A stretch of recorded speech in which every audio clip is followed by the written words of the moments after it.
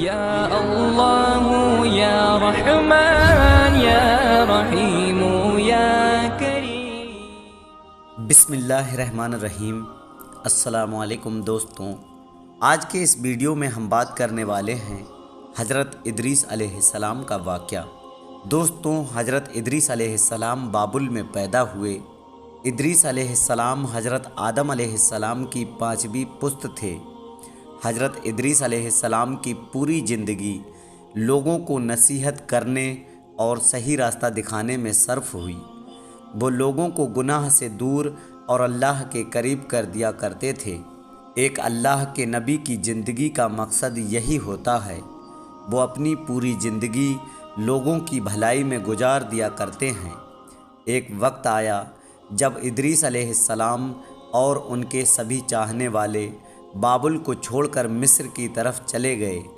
حضرت ادریس علیہ السلام اور ان کے چاہنے والے مصر میں بھی لوگوں کو تعلیمات دینا شروع کیا اور لوگوں کو گناہ چھوڑ کر صحیح راستے پر چلنے کی دعوت دی۔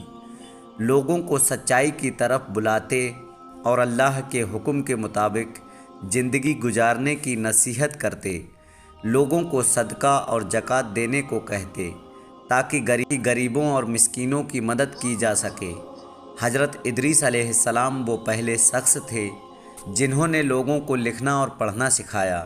جب قابیل کی اولاد شیطان کے بہکاوے میں گمراہ ہو گئی اور کفر اور شرک میں پھنس گئی، یہاں تک کہ نکاح کی رسم ادا کرنے کے بجائے حرام کاری اور گندگی میں پھنس گئی، تو اللہ تعالیٰ نے حضرت ادریس علیہ السلام کو نبی بنا کر ان کے پاس بھیجا۔ حضرت ادریس علیہ السلام نے اپنی قوم کو اللہ کے دین کا پیغام پہنچانا شروع کیا۔ بہت سے لوگوں نے ان کی بات مان لی اور کفر کا راستہ چھوڑ کر ہدایت کے راستے پر چل پڑے اور نیکی اور سچائی کے پابند ہو گئے۔ لیکن جو گمراہی اور کفر کے اندھیروں میں بھٹکنے کو ہی بہتر سمجھتے تھے، ان کے دلوں پر حضرت ادریس علیہ السلام کی نصیحت کا کوئی اثر نہیں ہوا۔ وہ لوگ اسی طرح گمراہی میں بھٹکتے رہے۔ حضرت ادریس علیہ السلام لوگوں سے کہتے، ایک خدا کو مانو اور اسی کی عبادت کرو، اسی کے حکموں پر چلو۔ ان کی شریعت میں جتنے نماز روزے مقرر تھے، لوگوں سے ان کا پابند بننے کو کہتے، زکوٰۃ دینے اور اللہ کی راہ میں خرچ کرنے پر اور انصاف پر چلنے کی ہدایت فرماتے۔ حضرت ادریس علیہ السلام خود اتنی عبادت کرتے تھے کہ ہر دن 1000 سے زیادہ بار تسبیح پڑھا کرتے تھے۔ ان کے پاس فرشتے آتے جاتے تھے۔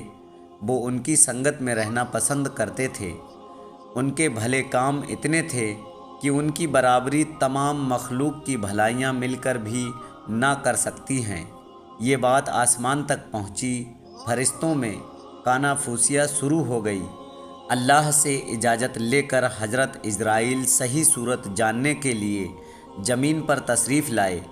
حضرت عزرائیل انسان کی شکل میں ادریس علیہ السلام کے ساتھ میں کئی دن تک رہے۔ حضرت ادریس علیہ السلام نے دیکھا کہ یہ آدمی نہ کھاتا ہے نہ پیتا ہے، ایسا تو نہیں کہ یہ فرشتہ ہو۔ جب حضرت ادریس علیہ السلام نے دیکھا کہ یہ تو عزرائیل موت کا فرشتہ ہے، تب حضرت ادریس علیہ السلام نے فرمایا، میں موت کا شربت پینا چاہتا ہوں، مجھے چکھاؤ۔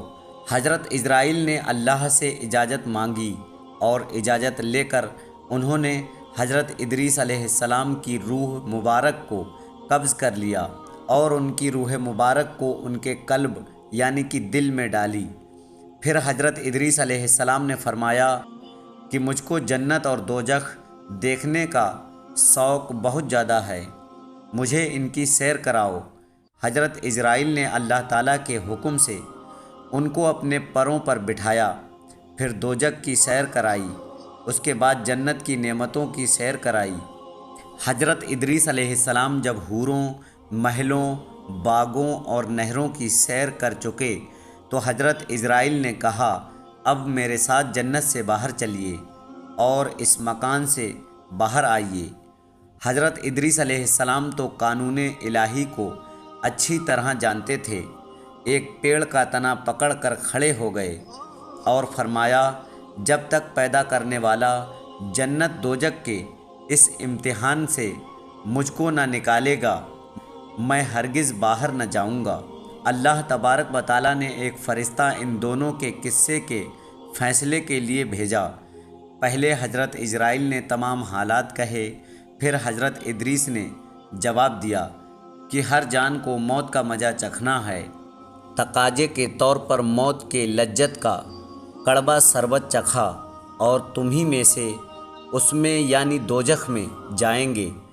मुताबिक दोजख में दाखिल हुआ और उस रहीम करीम अल्लाह के हुक्म से जैसा कि उसने कहा है उसमें से यानी जन्नत से वो निकलेंगे नहीं।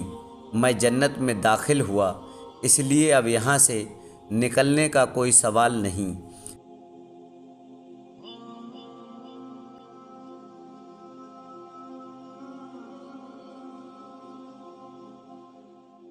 सिर्फ़ इजराइल के कहने से बग़ैर खुदा के हुक्म के मैं यहाँ से नहीं लौटूँगा। उसी वक्त गैब से आवाज़ आई, यानी कि मेरे ही हुक्म से दाखिल हुआ और मेरे ही हुक्म से ये काम किया, इसलिए हक़ इसी की तरफ है। काब अहबार से रिवायत है कि इस आयत से मुराद कि हमने उसे बुलंद जगह उठाया हज़रत इदरीस अलैहिस्सलाम ही है। इसके बाद हज़रत इदरीस अलैहिस्सलाम जन्नत से बाहर आए और छठे आसमान में फ़रिश्तों के साथ इबादत में लग गए और जब तक खुदा का इरादा है वहाँ मौजूद है। हज़रत इदरीस बहुत खूबसूरत थे, गेहुआ रंग था, मुनासिब कद था। वो ज़्यादातर खामोश रहते, चलते वक्त उनकी नज़र कदमों पर ही रहती।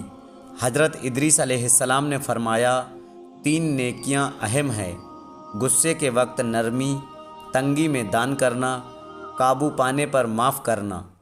फरमाया, अक्लमंद आदमी वो है जो 3 आदमियों से हल्कापन ना करे, एक तो बादशाहों से, दूसरे आलिमों से, तीसरे दोस्तों से। इसलिए कि बादशाहों की गुस्ताखी मीठे ऐस की कड़वाहट जैसी है। आलिमों को हकीर समझने से दीन का नुकसान है और दोस्तों का हल्कापन बेमुरब्बती है और नफ़रत करने की चीज़ है। फरमाया कि आदमी को चाहिए कि मुसीबत में सब्र करे, तबीयत में जमाव पैदा करे।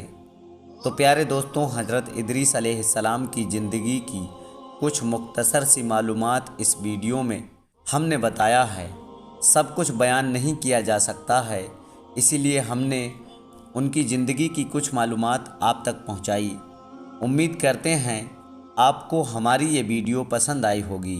वीडियो पसंद आने की सूरत में सवाब की नीयत से अपने करीबी दोस्तों में शेयर ज़रूर करें और इसी तरह के इस्लामी मालूमात हासिल करने के लिए हमारे चैनल को अभी सब्सक्राइब करें। हम फिर मिलते हैं कल एक और नए वीडियो के साथ। तब तक के लिए दुआओं की गुजारिश।